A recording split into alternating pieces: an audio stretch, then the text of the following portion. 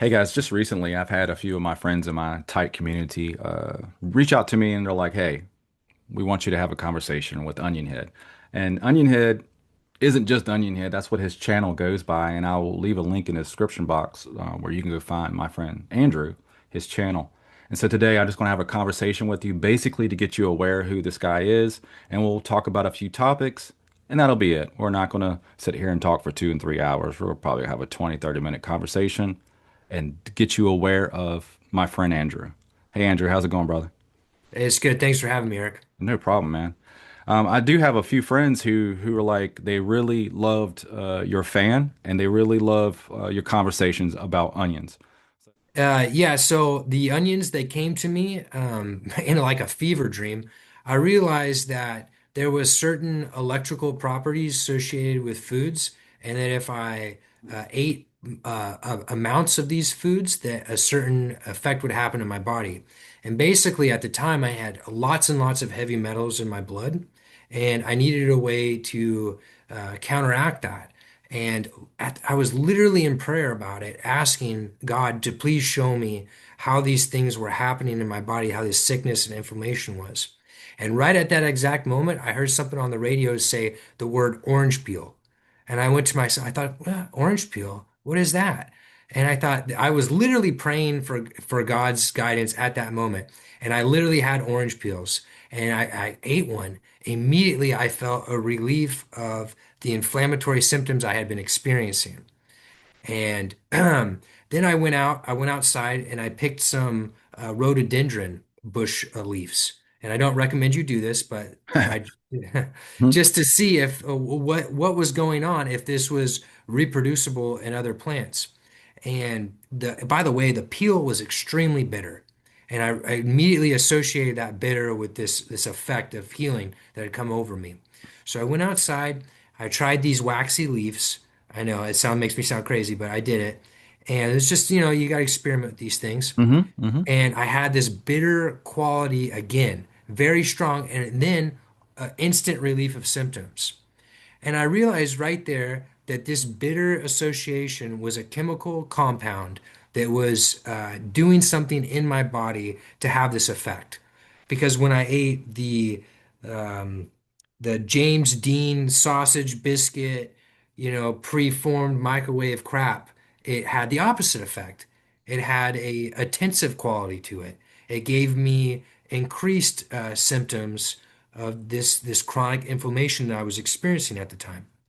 So now because I ate after that. I wasn't just eating leaves and peels after that. Right. Yeah. So now I thought to myself, well, what's going on here?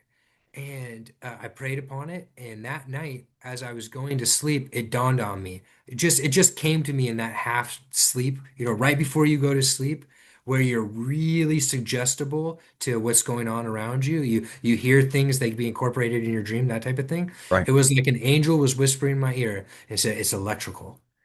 And I just hoorah came over me. It was like, okay, so this is an electrical effect that's going on from the food I'm eating.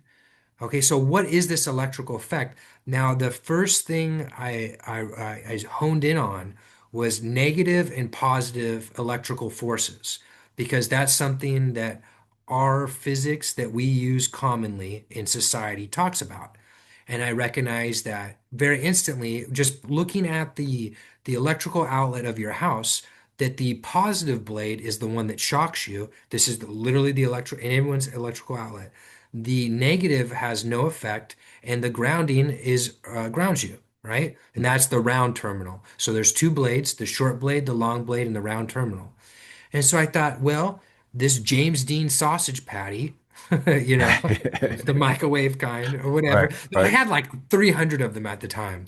One of my family members had bought just boxes of them because they were Jeez. cheap. Yeah, from Yeah. like, one of those big stores. Right. And so I was eating a lot of them. That's why I keep going back. I'll never forget this time because that's when I realized instantly the poisoning that the world had been under for so long of processed foods, what processed foods really were. And what processed foods really are, I'm jumping around a little bit, That's okay. is unstable. They are unstable from a molecular standpoint, which is to say that they are um, minorly radioactive. They Right. really They all are. process all processed foods. The longer you put something under fire, that's what it's doing. It's molecularly separating it. Like how gases, the hotter they get, the more separated they get. You can see this from steam, right? So our food, that's the charge that's associated with was this um, this stability of molecular structure. Okay, and this is just using the classical physics model, not classic, but the common physics model that I believe is incorrect, but most people understand. Um, so then, if that's the case, what is this? There are these orange peels, right? With my first breakthrough. What is that? That is the most stable part of the fruit. It's literally the peel, it's the barrier. It keeps the sugary, the fruit, the slightly acidic fruit, the slightly magnetic fruit, right? Mhm. We'll get to that in a second. The slightly less stable food stable within this barrier. And it Right. also keeps pests and invaders out. So this orange peel, all of a sudden, I'm recognizing it for what it is. It is this bomb, this great force of demagnetic energy, deionizing energy, right? De-radiative energy, however you want to phrase it. Right. And it's like this is unbelievable, right? That all of a sudden now I've got this tool that's more powerful than any antibiotic that I've ever taken because I can feel it instantly have an effect. Exactly. Yeah. Exactly. I I've said this many times to a lot of people who know me. Is like when you eat something or drink something Hmm. and you have a negative effect like that, obviously, first and foremost, that should tell you to avoid it, right? Hmm. Don't touch that again.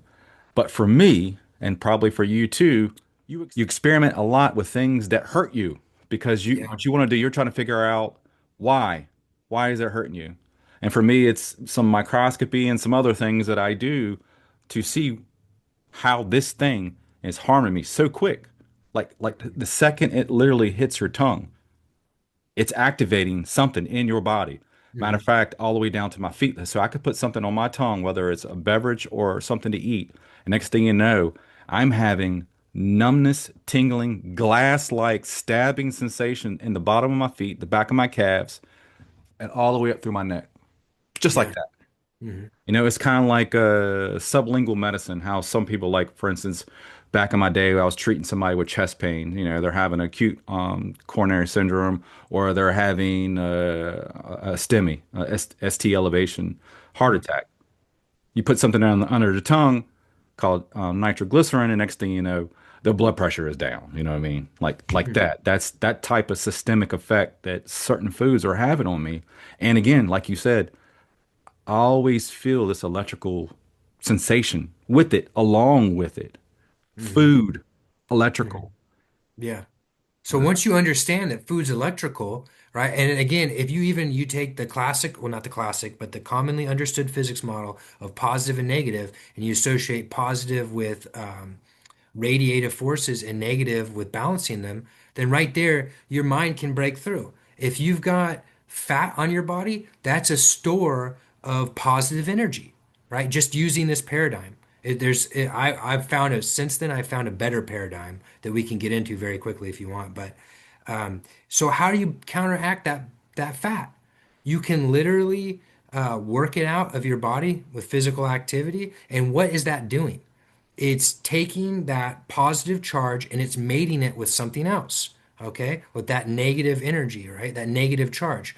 So when we move, and this is with my next breakthrough, when we move, right, in this world and we burn that fat off, what are we doing? We're compressing our body. We're systematically compressing our body, whether you're talking about walking or running or lifting weights or whatever. Lifting weights is the easiest way to see it, but it's all the same thing. It's a systematic compression or a series of compressions that we gather strength from. So that's what strength is. It's the ability to form compression and release it. Okay, so you got fat on one side associated with positive, and now you've got this strength and compression associated with negativity. What's the opposite of compression? It's tension. What is tension? It's the expansion, right? It's the molecular separation of substance. And compression is the contraction of them. And there we go. That is the core of what Onionhead Andrew Rumble Channel has figured out is that uh, tensive forces are radioactive, are associated with magnetism. That's not to say that your body doesn't have a natural magnetism that's beneficial because it is. But when what we're talking about today, what's going on is that people are so magnetic. And because they're so magnetic, they're being able to be externally accessed with blanketed frequency that's more or less covering the whole Earth right now. And that's a long conversation we don't really need to get into. To counteract that, right, is compression. And we can generate this compression through the food we eat, which is like the onions and the garlic, which is what the channel is named after and what that lady had interest in. We can do it through physical activity, and we can actually even do it by building machines, right? That access these fields, right? These counter spatial fields. And what I mean by that is collapsing, right? And you would think when I say a collapsing field, you would think like entropy, but no, that's actually a field that's getting blown apart, right? That's what magnetic forces are doing when they're, well, that's what entropy really is. It's getting blown apart with these radiative forces. But when fields collapse, it actually makes things more stable. And that's got to do with dielectricism, which is a bigger conversation. Again, for time's sake, we don't need to get into. But one in particular that Eric was talking about that right before we came on that had great success was this copper fan, the spinning copper. Yeah, let's get into that. Uh, Get into what led you to the spinning of the copper. Okay, well, I was actually messing around with another tech that does dielectric fields, and it's called bubble tech. And basically, what you do is you take a violet ray wand and you wire it in to a thing of concrete. And in that thing of concrete, you'll have steel wool and various other things that basically make the largest capacitance possible. That's electrical capacitance, Hmm. right? And what capacitance is the capacity for dielectricism. Hmm. Okay, so that's it in the way that we talk about it. Like an electrical engineer, we'll talk about capacitance and inductance. Hmm. Inductance is the capacity for magnetive um, reach. I don't know how the right words for it. That's all right. And you get what I'm saying, though. Yes, sir. Let's go. Yeah, yeah, yeah. When you coil wire, Hmm. yep, like just like a coil, every coil works like this. It makes a toroidal field. That toroidal field is the measure of the magnetic force that can be flowed through this coil. Not the right way to say it. It's not really flowed through it. Once you have the electrical energy going through there, which is the mating of dielectricism and magnetism, it forms two things always.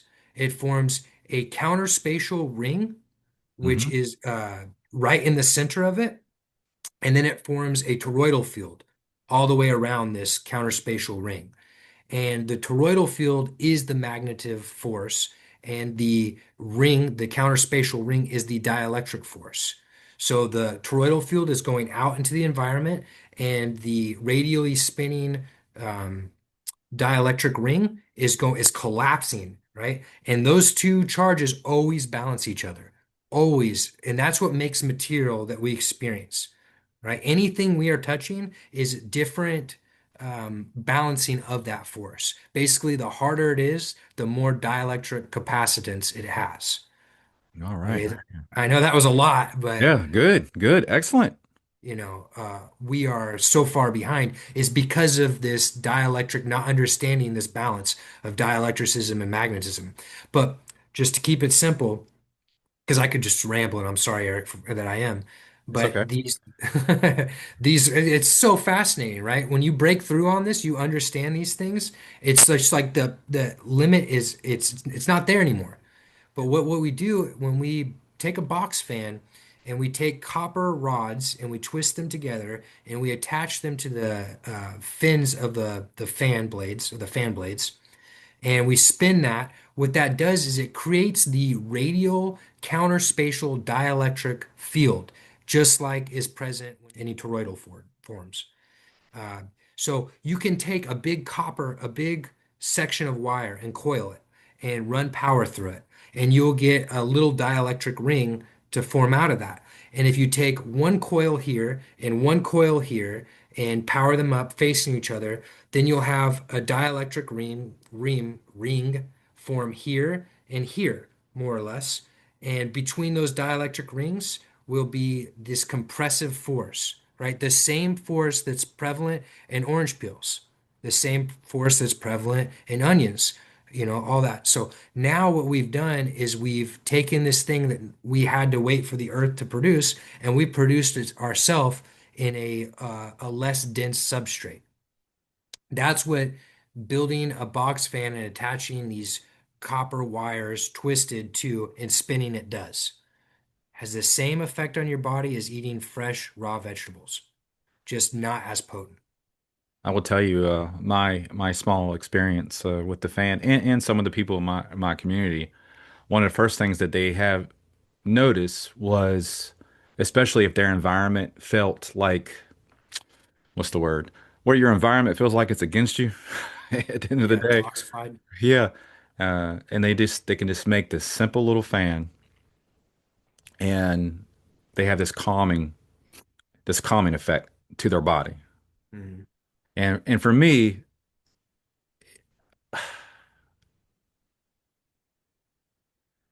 I was noticing calming effects with, and we won't get into it too much, calming effects with what I consider weaponized people today. And now, not everybody today is weaponized, but there are certain people amongst us who are weaponized when they come into your environment. You notice this big, we'll just say energy shift. And it seems like most of the energy is shifted towards or at you in a violent way.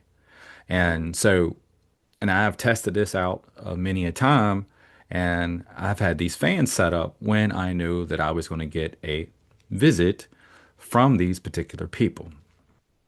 And we'll just say that these people are friends and family. You know what I mean? That's why I started laughing. That's what we'll just have to say because Yeah, they are friends and yeah, family yeah. and neighbors. And again, I have taken so much time with these people to, and I don't mean just to say these people, but to walk them through with kindness, dignity, to show them what's going on. And whether it's in a microbiology format, as far as showing some blood work, pre and post visit, I've done that. And what I've presented was these fans have changed outcomes when we're in proximity to the people who have unfortunately become weaponized to a degree. And again, it's not everybody, and but it does work. And I want to thank you. I want to thank you for putting it out there because that's where I got the idea from. And I know this wasn't a concept that you developed, but this is something you put out on your channel. And Mhm. so it's done. It's so simple. It's so simple. It's so simple. Yeah. You don't break the bank.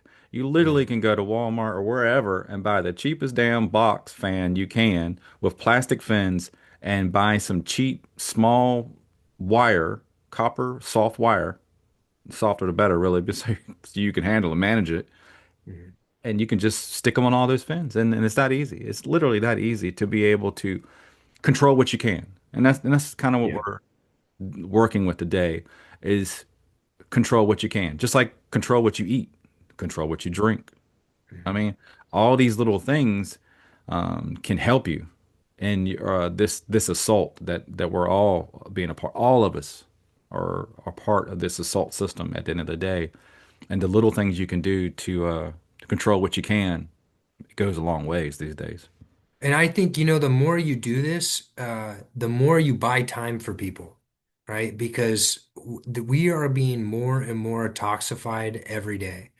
And once you understand that, once you're initiated into it, You'll figure it out, especially with what we're talking about today. If you make dielectric energies in your near environment, in your body with your habits and whatnot, and also machines you can build, then you will understand that. And I personally believe the majority of people that understand that are going to survive what we're going through. But there are so many people right now that are just stepping into this information and need more time. So you build the copper fans for your friends and family and give them more time.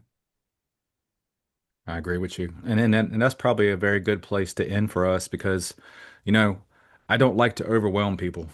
And that's why all my videos, in case you've been following me long enough now, Andrew, you know, most of my videos 5 minutes, 6 minutes, 7 minutes, 8 minutes, because Mhm. it can be overwhelming Mhm.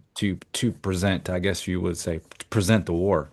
When you're Mhm. presenting the war or talking about the war, it can be overwhelming, especially, and I get it all the time. I'll get emails all the time or comments in the comment section where like they come across the first video on my channel, and obviously Mhm. you could tell they haven't been through the whole thing, and that's where I suggest anybody Mhm. go to the beginning of somebody's channel, look through their work, figure out what's going on, and then come back to that one video that disturbed you, and Mhm. then maybe, just maybe, by the time you get back to that video, you have a better understanding. Mhm. And maybe, and just maybe, you're not so scared anymore. You know what I mean? Yeah, it's fear. It's Hmm. fear. So once you realize how bad it is, really is where we're at, it just wrecks you. It just wrecks you, you know? It does. It does. But yeah, don't be overcome by fear, and don't be overcome by pride either. Yeah. Both of them are very deadly. And Yeah. but anyway, I really appreciate your time, Andrew, and we'll have you on again. I appreciate you, brother. Okay. Yeah. Thanks for having me on. Fire Medic 8. Really appreciate it. And we'll talk to you soon. All right, take care, brother.